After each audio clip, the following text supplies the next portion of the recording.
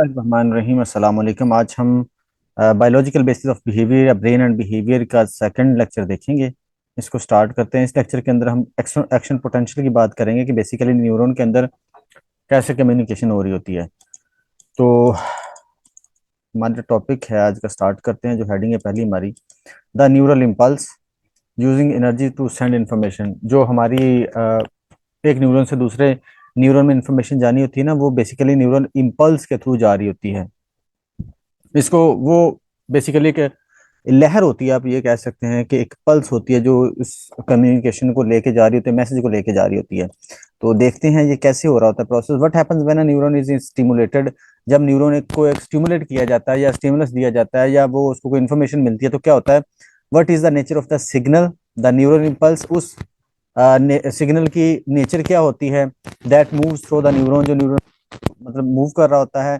These were the question that Alan Hodgkin and Andrew Huxley set out to answer in their groundbreaking experiments। इन दो लोगों ने इस पर experiment किया और इसको फाइंड करने की कोशिश की।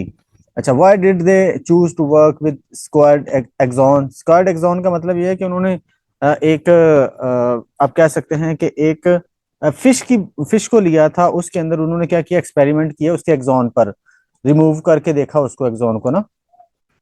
अच्छा, because squid have a pair of giant axons that are about 100 times large, called microelectrodes। अब ये ऐसे था कि बेसिकली ये जो इसका सॉरी जो एक्सॉन था ना, वो इंसानों के मुकाबले में बहुत बड़ा था, कई गुना बड़ा था। तो इन्होंने फिर क्या किया, उसके अंदर इलेक्ट्रोड्स लगाए, जैसे ये आपको नजर आ रहा होगा।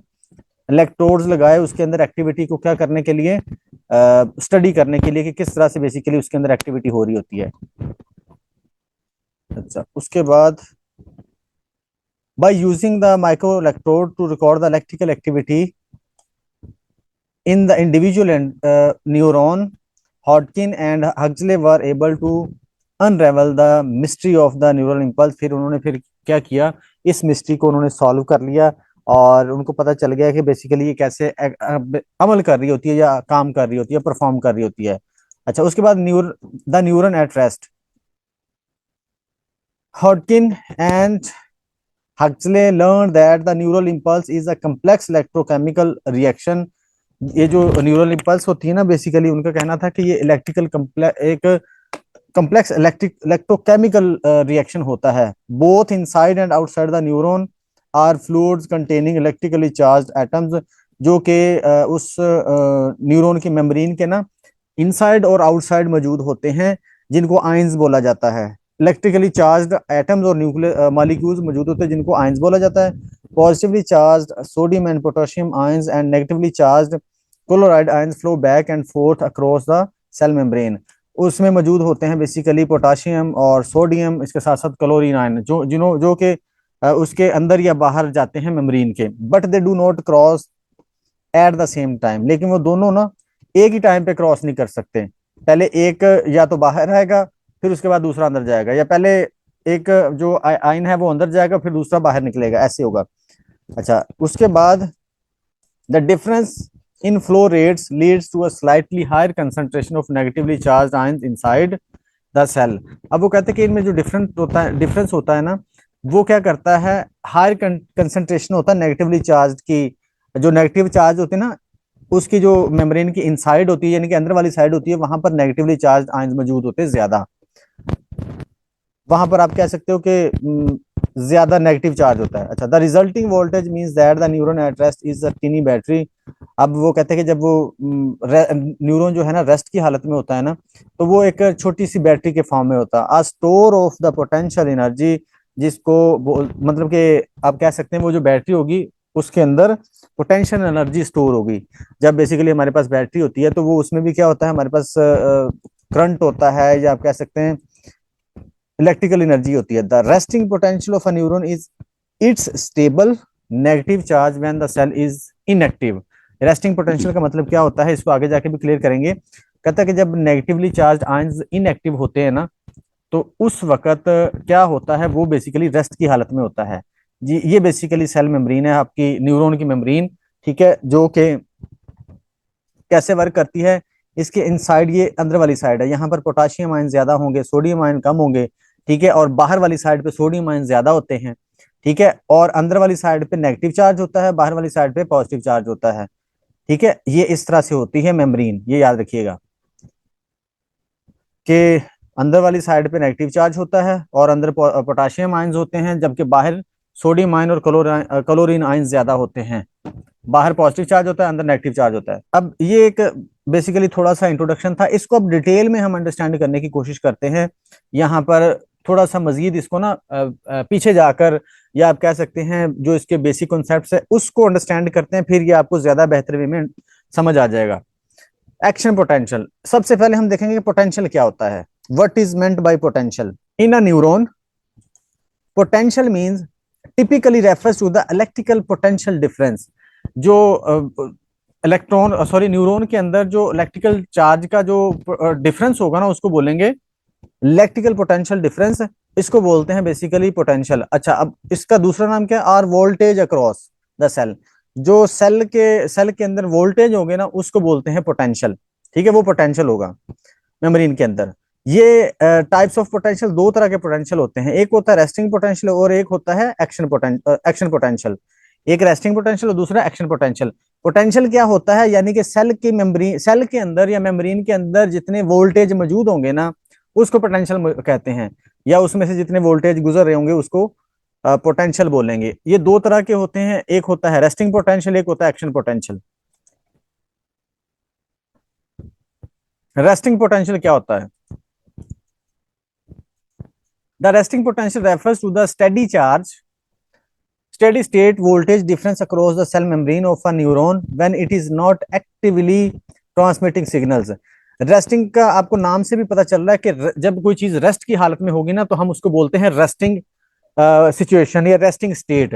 तो जब वो पोटेंशियल कोई भी चेंज नहीं हो रहा होगा या पोटेंशियल आगे ट्रांसफर नहीं हो रहा होगा, तो हम उसको बोलेंगे रेस्टिंग पोटेंशियल, ठीक है। यानी कि आप कह सकते हैं कि उस वक्त जो मेम्ब्रेन है कोई भी काम नहीं कर रही, कोई भी कम्युनिकेशन नहीं कर रही। It represent the electrical charge difference between the inside and outside of the neuron. इसका दूसरा नाम आप कह सकते हैं कि ये रिप्रेजेंट करती है, दूसरी इसकी डेफिनेशन ये है कि it represent electrical charge differences between the inside and outside of the neuron. जैसे हमने ऊपर देखा था, यहाँ पर ये चार्ज के डिफरेंस की बात होगी कि अंदर क्या होगा, अंदर वाली साइड पे इनसाइड नेगेटिवली चार्ज होगा और बाहर क्या होगा, पॉजिटिव चार्ज होगा। ये चार्ज का डिफरेंस होगा। अच्छा, typically the inside of neuron is negatively charge compare to the outside. अंदर वाली जो साइड वो नेगेटिवली चार्ज होती है और बाहर वाली साइड पॉजिटिवली चार्ज होती है, जिसकी वजह से क्या होता है, resulting in a resting potential, जिसकी वजह से वो रेस्ट की हालत में होती है। यानी कि दोनों साइडें क्या हो जाती हैं, अगर सिंपली बात करूं समझाने के लिए, दोनों साइडें क्या हो गई हैं, बैलेंस हो गई हैं। अंदर नेगेटिव चार्ज है, बाहर पॉजिटिव चार्ज है, अब वो दोनों बैलेंस हो गई हैं। इसको पोलराइजेशन भी बोलते हैं कि जब दो अलग अलग ग्रुप बन जाए तो दैट इज पोलराइजेशन। इसको यहीं तक आ जाते हैं कि जब कोई भी कम्युनिकेशन नहीं हो रही होती ना, तो वो रेस्ट की हालत में होती है वो मेम्ब्रेन। अब अच्छा, मेम्ब्रेन जब रेस्ट की हालत में होती है ना, तो एक तो ये है कि जब चार्ज जो अंदर पोटाशियम बाहर सोडियम और क्लोरीन है ना, उन्होंने जब अंदर या बाहर निकलना होता है उसके लिए गेट्स बने होते हैं। ये जैसे आपको नजर आ रहा होगा, इस तरह गेट बने होते हैं। हर जो आयन है ना उसका अलग से गेट बना है, पोटाशियम का अलग बना होगा, सोडियम का अलग और क्लोरीन के लिए अलग, ठीक है। तो ये उनमें से गुजर के अंदर या बाहर जाते हैं। अच्छा, अब पोलराइजेशन की बात कर लेते हैं। पोलराइजेशन क्या होता है? In the context of cell membrane, polarization refers to the establishment and maintenance of an electrical potential difference or voltage across the cell membrane। Cell membrane के अंदर जो चार्ज का डिफरेंस होगा ना, जिसको मेंटेन किया गया होता है डिफरेंस को, वो क्या कहलाता है? Basically polarisation. पोलराइजेशन अगर मैं सिंपली समझाने की कोशिश करूं आम अल्फाज के अंदर, कि जब दो पार्टियां, अब यहां पर ये कहा जाता है ना कि पाकिस्तान के अंदर पोलराइजेशन होगी, इसका मतलब क्या होता है? इसका मतलब क्या लिया जाता है कि एक साइड पे आर्मी हो गई है, दूसरी साइड पे अवाम हो गई है, ये पोलराइजेशन हो गई है। पहले ऐसा होता था, या आप ये कह सकते हैं कि दो पार्टी है ना, एक पार्टी वाला दूसरे पार्टी को देखने के लिए तैयार नहीं है, दूसरी पार्टी वाला पहली को देखने के लिए तैयार नहीं है, दोनों अलग अलग पार्टीज बन चुकी हैं, तो ये पोलराइजेशन हो गई है कि दो पोल बन चुके हैं। इसी तरह से इसको बोला जाता है कि जब मेम्ब्रेन रेस्ट की हालत में होती है ना, तो उस वक्त पोलराइजेशन होती है बेसिकली। यानी कि उस वक्त कोई भी कम्युनिकेशन नहीं हो रही, बाहर अंदर नेगेटिव चार्ज है, बाहर पॉजिटिव चार्ज है, यानी कि पॉजिटिव सारे चार्ज बाहर इकट्ठे हो गए, नेगेटिव सारे अंदर इकट्ठे हो गए हैं। इस तरह से आप इसको समझ सकते हैं। This voltage difference is crucial for the proper functioning of cell, particularly neurons. ये पोलराइजेशन, ये जो डिफरेंस है ना, वो कहते हैं ये बहुत जरूरी होता है वो कम्युनिकेशन के लिए न्यूरॉन्स के अंदर। अच्छा, the resting membrane potential also known as polarization is the baseline electrical state of the cell membrane when the cell is not actively transmitting signal। ये वो हालत होती है, पोलराइजेशन वो हालत होती है जब रेस्ट की हालत में होती है और उस वक्त कोई भी ट्रांसमिशन नहीं हो रही होती सिग्नल्स की। Typically the inside of the cell is negatively charged relative to the outside resulting in a negative resting potential।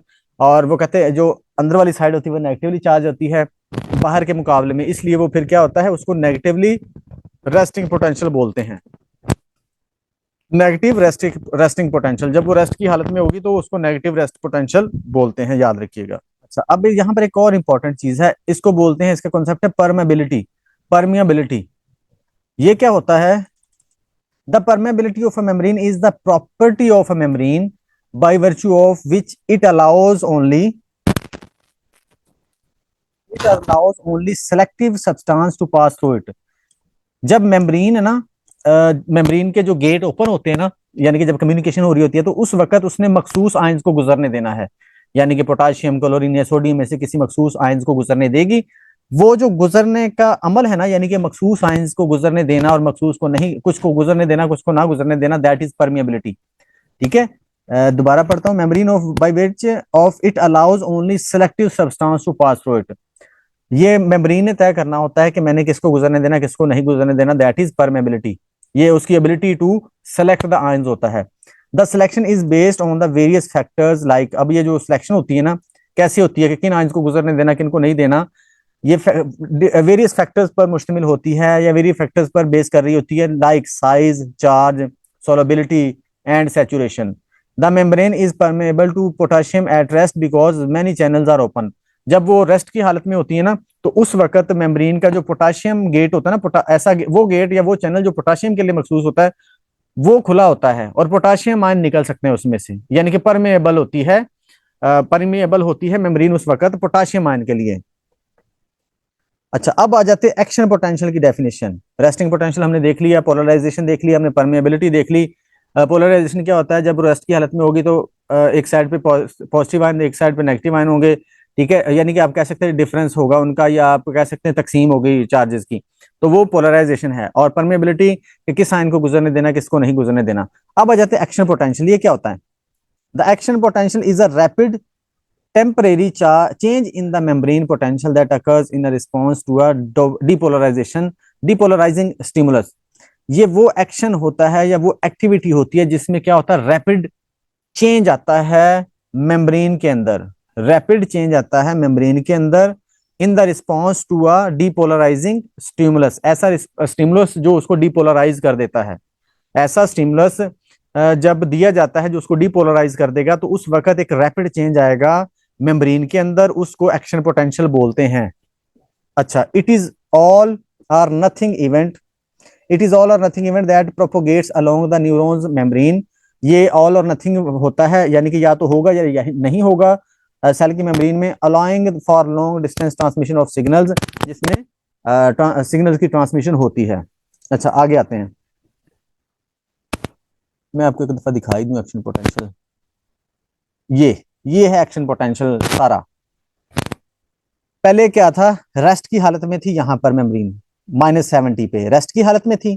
फिर एक उसको ना एक स्टिमुलस मिला जिसने उसको डीपोलराइज कर दिया, यानी कि यहाँ पर पोलराइजेशन की फॉर्म में थी ना, पोलराइज थी यहाँ पर मेम्ब्रेन, तो उस वक्त कोई भी एक्टिविटी नहीं हो रही। लेकिन जब स्टिमुलस मिला कि अब यहाँ पर मतलब एक्शन होना चाहिए या सिग्नल्स आगे ट्रांसफर होने चाहिए, तो उस वक्त वो मेम्ब्रेन क्या होती है? डीपोलराइज होती है। जब डीपोलराइज होती है ना, तो उस वक्त वो मेम्ब्रेन के अंदर एक्शन पोटेंशियल होना शुरू हो जाता है, यानी कि आपको ये नजर आ रहा होगा ग्राफ ऊपर को जा रहा है। ठीक है, दैट इज डीपोलराइजेशन। और फिर नीचे को आता है, नीचे आने के बाद इस तरह से फिर वो रेस्ट की हालत में चला जाता है। ये सारा एक्शन पोटेंशियल होता है। इसको आगे जाके मजीद समझते हैं, ये आपको एक दफा कॉन्सेप्ट क्लियर किया है।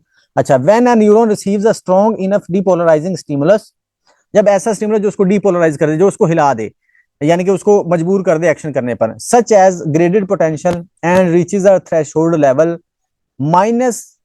55 millivolt, it triggers an action potential. अच्छा, अब वो कहते हैं कि जब रेस्ट की हालत में होती है ना मेम्ब्रेन, तो उस पर ये चार्ज होता है -70। जब रेस्ट की हालत में होगी -70 मिली वोल्ट चार्ज होगा उसका। अब उसका थ्रेश होल्ड है -55 milli volt.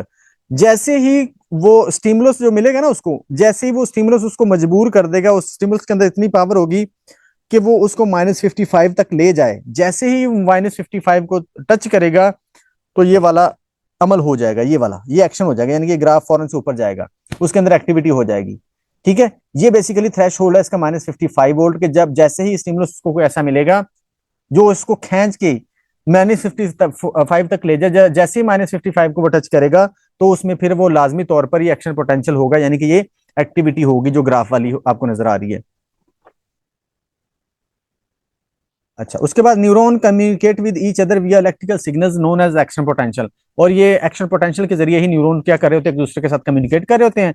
They are brief changes in the voltage across the membrane due to the flow of certain ions into the out of the neuron. और ये कैसे हो रही होती है, यानी कि सर्टेन टाइप्स के जो आयंस होते हैं ना, या तो वो अंदर जा रहे होते हैं मेम्ब्रेन के या बाहर निकल रहे होते हैं, उसके थ्रू हो रही होती है। अब जब ये जो होती है ना एक्शन पोटेंशियल, इसमें तीन चार प्रोसेस होते हैं। सबसे पहले होता है डीपोलराइजेशन। डीपोलराइजेशन क्या होता है, डीपोलराइजेशन पढ़ रहे थे हम कि ये अब मतलब जब मेम्ब्रेन रेस्ट की हालत में होती है ना, तो उस वक्त उसको बोलते हैं पोलराइजेशन। ठीक है, या पोलराइज्ड मेम्ब्रेन। ठीक है, अब जब उसको उस रेस्ट से हटाया जाएगा ना, तो जाहिर सी बात है वो डीपोलराइज होगी।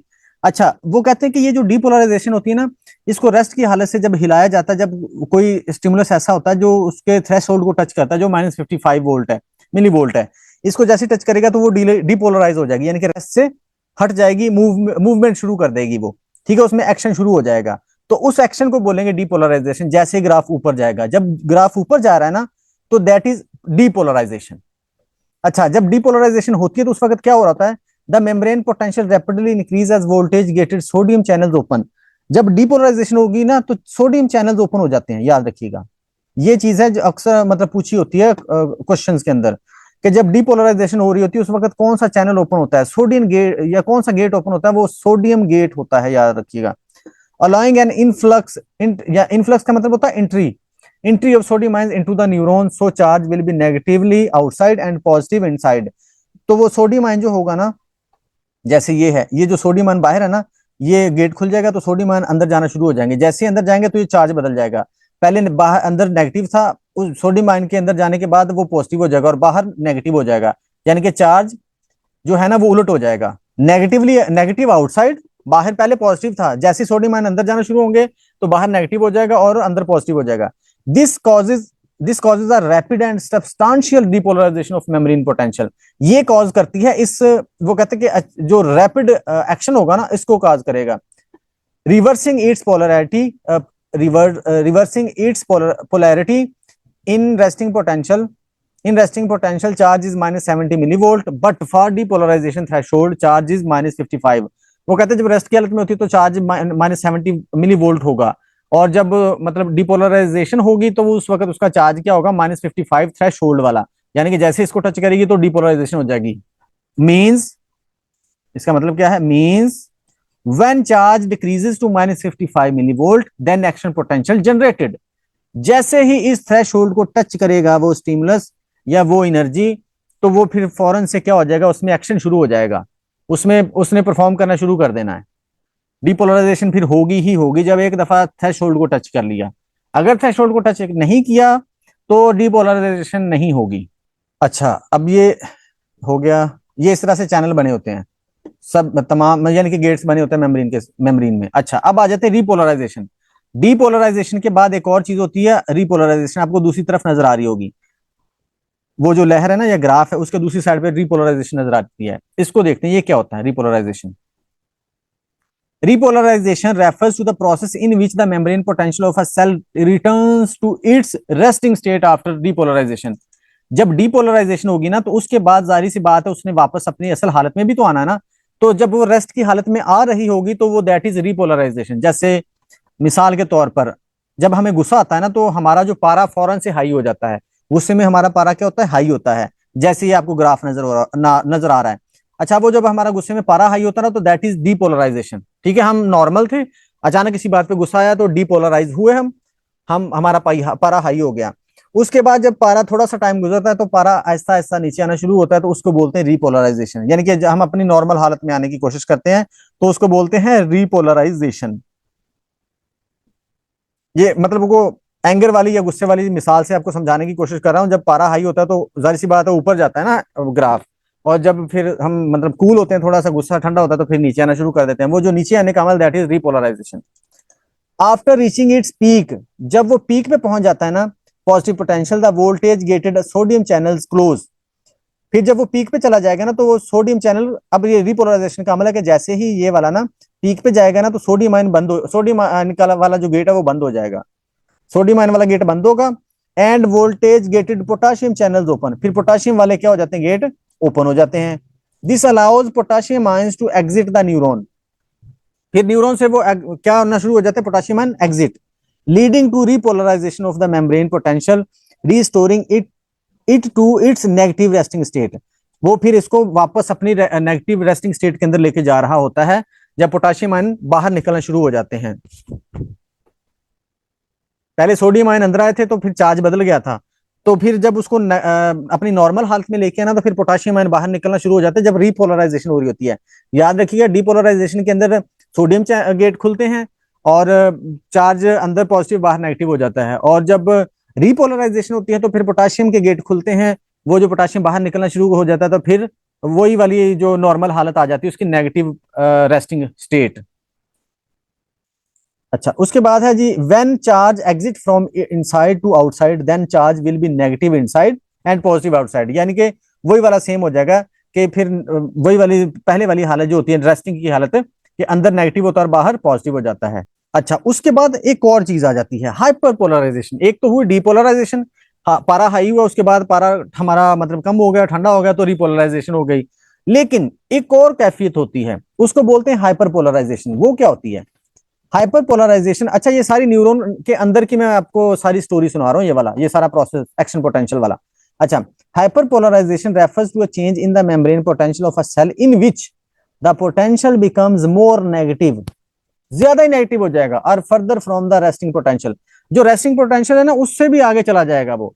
It is the opposite of depolarization, और डीपोलराइजेशन का ये ऑपोजिट होगा, where the membrane potential becomes less negative और मोर पॉजिटिव, उस वक्त वो कम नेगेटिव और ज्यादा पॉजिटिव हो जाती है। जैसे मिसाल के तौर पर डिपोलराइजेशन ये था कि स्टार्ट हुआ, पारा हाई हुआ, वहां पर जाके जब पारा मतलब हमारा आखिरी हद को छुआ, उसके बाद पारा आहिस्ता आहिस्ता नीचे आना शुरू हुआ, दैट इज रिपोलराइजेशन। लेकिन अब यहाँ पर ये जो -70 वाली लाइन आपको नजर आ रही है ना, ये है रेस्टिंग पोटेंशियल, यानी कि ये नॉर्मल कंडीशन है, यहाँ पर आके हमने कूल हो जाना है, ठंडे हो जाना है, ठीक है, नॉर्मल हालत में आ जाना है। अब ये जो हमारा है ना नॉर्मल हालत, यानी कि -70 पे ये हमारा नॉर्मल हालत है। अब हम पढ़ रहे हैं हाइपर पोलराइजेशन। जब वापस आते आते नॉर्मल हालत से आते आते ना नॉर्मल हालत से नीचे चला जाए ना वो ग्राफ, नॉर्मल हालत से जब नीचे ग्राफ चला जाएगा तो दैट इज हाइपर पोलराइजेशन। एक डिपोलराइजेशन थी, ऊपर गया पारा, फिर नीचे आया, रिपोलराइजेशन। अब होना तो ये चाहिए था ना कि उसको नॉर्मल, जब हम जो नॉर्मल लेवल है उस पर आकर रुक जाना चाहिए था, लेकिन वो कहते रुकता नहीं है, वो उस नॉर्मल लेवल से भी नीचे चला जाता है ग्राफ। वो जो उससे भी नीचे जाना, दैट इज हाइपर पोलराइजेशन, याद रखिएगा, दैट इज हाइपर पोलराइजेशन। इसमें क्या होता है, in some neurons repolarisation can overshoot the resting potential, यानी कि रेस्टिंग पोटेंशियल से ओवरशूट कर जाता है, causing a temporary hyperpolarisation. और टेम्परेरी क्या हो जाता है, हाइपर पोलराइज हो जाता है, यानी कि उस नॉर्मल हालत से भी नीचे चला जाता है। This occurs due to the prolonged opening of potassium channels. ये उस वक्त होता है, ये क्यों होता है, आपसे ये भी सवाल किया जा सकता है कि ये क्यों होता है, तो आप कह सकते हो कि जो पोटेशियम चैनल के ज्यादा देर तक ओपन रहने की वजह से ये हो जाता है, leading to an excessive efflux exit of potassium ion, यानी कि जितने बाहर पोटेशियम आयन निकलने चाहिए थे ना उससे ज्यादा निकल जाएं, तो that is hyperpolarization. In hyperpolarization charge become more less than normal -70 millivolt charge. वो कहते हैं कि जब हाइपर पोलराइजेशन होती है ना तो वो -70 से भी ज्यादा चार्ज हो जाता है। जैसे ये पिक्चर में भी आपको नजर आ रहा होगा, ये था -70 मिली वोल्ट चार्ज, लेकिन वो इससे भी फिर जब नीचे जाएगा तो वो इससे भी ज्यादा हो जाएगा चार्ज, यानी कि वो -70 से भी नीचे चला जाएगा। उसके बाद resting state, the membrane potential eventually returns to the resting potential through the action of ions channels and pumps, re establishing the normal electrical state of the neuron. फिर उसके बाद जब ये हाइपर पोलराइजेशन हो जाती है ना, फिर वो वापस अपनी असल हालत में चला जाता है, यानी कि -70 वाले नॉर्मल लेवल पे चला जाता है, फिर उसको बोलते हैं resting state. Action potentials are crucial for neural communication, ये न्यूरल कम्युनिकेशन के लिए बहुत जरूरी है, इसी से हो रही होती है communication. As they allow for the rapid and efficient transmission of signal along the axon of a neuron, axon के थ्रू ये सिग्नल ट्रांसफर कर रहा होता है। They enable the transfer of information both within individual neurons and between different neurons in complex neural networks.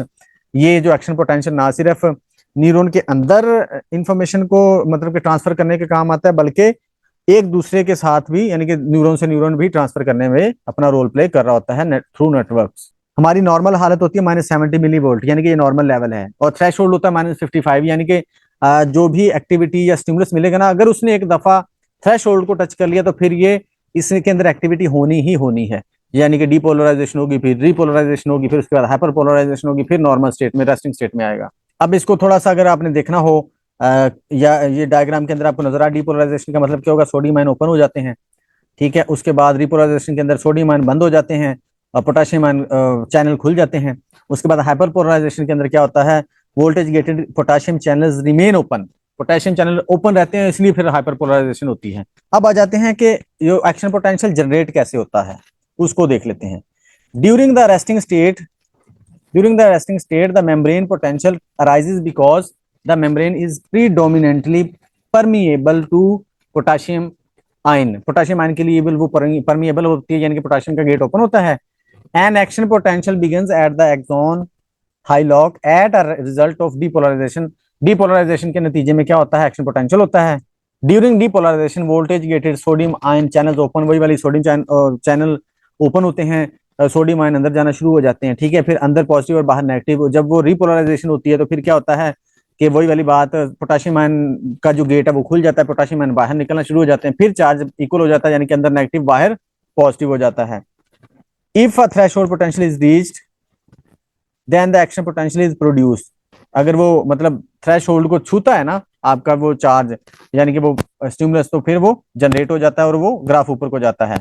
उसके बाद most important चीज ये ऑल और नथिंग फिनोमेना होता है।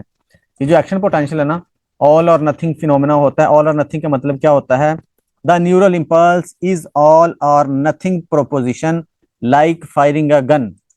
इससे आपको समझ आ जाएगी, लाइक फायरिंग अ गन। जब आप गन का फायर करते हैं ना, जब आपके पास गन होती है तो उसमें दो ही आपके पास ऑप्शन होते हैं, या तो आप फायर करते हो या फायर नहीं करते। यानी कि एक दफा आपने घोड़ा दबा दिया ना तो फिर पक्की बात है कि फायर होगा ही होगा। अगर आप घोड़ा नहीं दबाएंगे तो फायर नहीं होगा। दो ही सूरतें हैं, दरमियान वाली कोई भी सूरत नहीं है। बिल्कुल इसी तरह जो एक्शन पोटेंशियल है वो भी इसी तरह से है।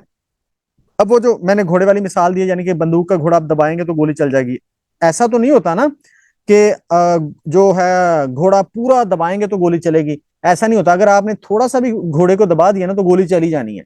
तो वो कहता है ये नहीं होगा कि आप चलाने और ना चलाने के दरमियान में कोई रास्ता निकालें या दरमियान वाली कोई सिचुएशन बताएं, ऐसा नहीं होगा।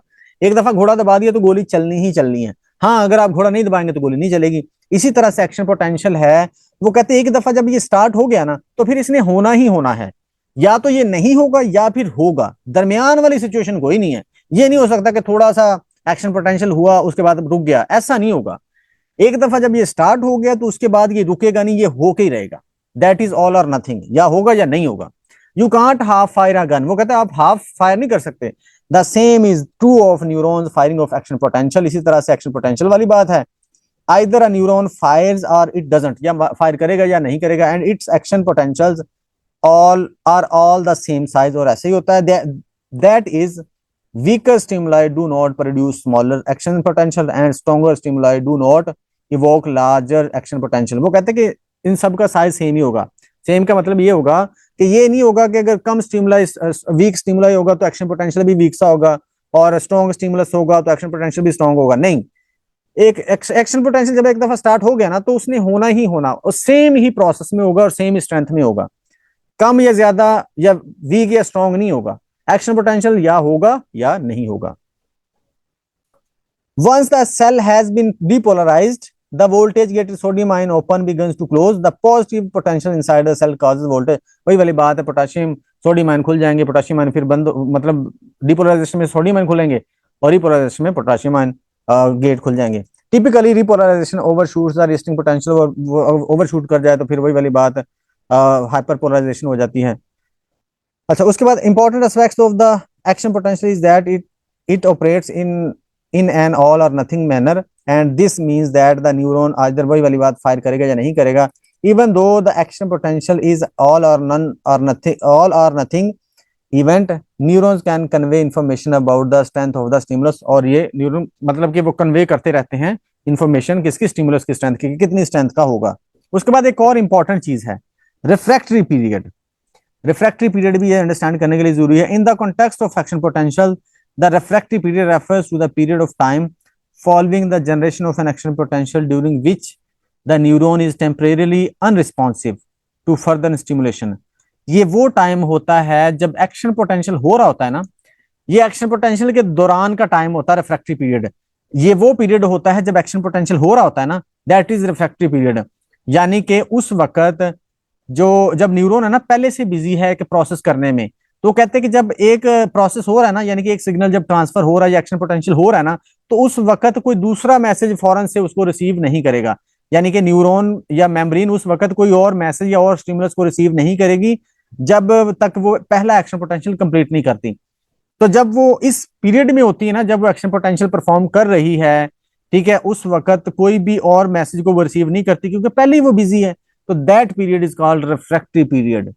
ये देखे ना, it temporarily unresponsive to further stimulation, किसी और स्टिमुलस के लिए वो अनरिस्पॉन्सिव होगी, यानी कि अवेलेबल ही नहीं होगी मेम्ब्रेन। क्यों? क्योंकि वो पहले से एक काम कर रही है।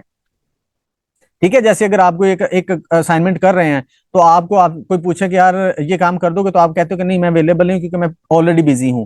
तो वही वाली बात है, वो पीरियड रिफ्रैक्टिव पीरियड होगा कि जब मेम्ब्रेन पहले से एक्शन पोटेंशियल कर रही है, एक मैसेज जो आया था ना उसको आगे ट्रांसफर करिए एक्शन पोटेंशियल के थ्रू, उस वक्त ये नहीं होगा कि फौरन से दूसरा मैसेज वो रिसीव कर लेगी, और वो पीरियड क्या कहलाएगा? Refractive period. The neuron is prevented from repeated firing by the presence of refractive period. इसको मतलब कि प्रिवेंट करता है neuron, which is a brief time after the firing. ये वो ब्रीफ टाइम होता है जब एक दफा फायर हो जाता है जो एक्शन पोटेंशियल होता है। इसकी दो टाइप्स होती हैं, एब्सोल्यूट रिफ्रैक्टिव पीरियड और relative refractive period. Absolute refractive period क्या होता है? This is the initial phase of the refractive period during the which the neuron is completely unresponsive. ये वो टाइम होता है जब आपका एक्शन पोटेंशियल स्टार्ट होता है ना, उस वक्त वो कंप्लीटली अनरिस्पॉन्सिव होता है, वो बिल्कुल भी रिस्पॉन्स नहीं करेगा जो मर्जी हो जाए। It occurs immediately after the generation of action potential. ये फौरन जब एक्शन पोटेंशियल स्टार्ट होता है ना, उसके फौरन बाद ये होना शुरू हो जाता है, उस वक्त बिल्कुल भी ये रिस्पॉन्स नहीं करता। उसके बाद दूसरा क्या है? Relative refractive period. Relative refractive period क्या होता है? Following the absolute refractive period there is a subsequent phase known as the relative refractive period. एक मतलब कि उसके बाद ही, उसी के दौरान जब वो एब्सोल्यूट रिफ्रैक्टिव पीरियड होता है ना, उसके बाद क्या हो रहा होता है? एक पीरियड आता है जिसको रिलेटिव रिफ्रैक्टिव पीरियड बोलते हैं। वो क्या होता है? During this period the neuron has repolarized and the voltage gated sodium channels have returned to their resting state, और रेस्ट में चले जाते हैं। however the membrane potential is still more negative, और उस वक्त मेम्ब्रेन जो नेगेटिव ही रहती है then the resting membrane potential, resting के मुकाबले में, due to the continued efflux of potassium ion, potassium ion के निकलने की वजह से। इन दिस स्टेट क्या होता है? The neuron can generate another action potential but only if the stimulus is stronger than the usual threshold. ये वो पीरियड होगा कि जिसमें अभी जो है ना न्यूरॉन फ्री नहीं हुआ, मेम्ब्रेन फ्री नहीं हुई, प्रोसेस अभी हो रहा है, लेकिन वो कहते हैं कि इस वक्त वो मेम्ब्रेन अवेलेबल है, अगर आप उसको नया मैसेज भी देना चाहें तो वो एक्सेप्ट कर लेगी, बट एक शर्त है कि वो जो आपने स्टिमुलस देना है ना, वो पहले से ज्यादा स्ट्रांग होना चाहिए। यानी कि स्ट्रांग स्टिमुलस होगा तो ही वो उस वक्त आपका दूसरा मैसेज लेगी, अदरवाइज वो नहीं लेगी। सिंपल एक दफा रिपीट कर रहा हूं कि जब एक एक्शन पोटेंशियल हो रहा है ना, तो वो जो स्टार्ट वाला पीरियड जब गुजर जाएगा, उसके बाद एक रिलेटिव रिफ्रैक्टिव पीरियड आएगा। उस पीरियड के अंदर क्या होता है? उस पीरियड के अंदर भी वो अभी प्रोसेस हो रहा है, लेकिन वो फिर ना वनरेबल होता है उस वक्त। यानी कि अगर आप कोई नया मैसेज भी फौरन से देना चाहें तो वो एक्सेप्ट कर लेगी, लेकिन वो स्टिमुलस जो देना है आपने ना, वो स्ट्रांग होना चाहिए। It requires stronger than the normal stimulus. Normal से ज्यादा स्ट्रांग होगा तो ही वो एक्सेप्ट करेगा। The refractive periods play important role in regulating the firing patterns of neurons and ensuring the proper transmission of electrical signals। यानी कि electric signals के लिए ही ये इंपॉर्टेंट रोल प्ले करता है जो रिफ्रैक्टिव पीरियड होता है। उसके बाद है propagation of action potential. Propagation क्या होता है? also known as nerve impulse propagation refers to the process by which an action potential is transmitted along the length of the axon। Axon में से जब वो एक्शन पोटेंशियल यानी कि वो मैसेज ट्रांसमिट हो रहा होगा ना, that is propagation of action potential, यानी कि जब वो गुजर रहा है एक्सोन में से, दैट इज प्रोपोगेशन। इसमें दो चीजें होती हैं जो क्या करती हैं इसको पॉसिबल बनाती हैं, मेम्ब्रेन कैपेसिटेंस और membrane resistance. The local currents would eventually decrease in charge until a threshold is no longer reached। जब वो कहते हैं कि थ्रेशोल्ड रीच नहीं करेगा तो वो क्या होता है, जो करंट होते हैं ना, लोकल करंट जो उसको पॉसिबल बना रहे होते हैं, वो कम होना शुरू हो जाते हैं जब तक वो थ्रेशोल्ड को क्या करते हैं, रीच नहीं करते। The distance that this would take depends on the membrane capacitance and resistance. वो थ्रेशोल्ड और नॉर्मल हालत से जो के दरमियान जो डिस्टेंस होगा ना, वो कहते हैं उस वो डिपेंड करता है दो चीजों पर, मेम्ब्रेन कैपेसिटेंस पर और दूसरी रेजिस्टेंस पर। मेम्ब्रेन कैपेसिटेंस क्या है? The ability to store charge, कि वो कितना जो चार्ज स्टोर कर सकती है मेम्ब्रेन।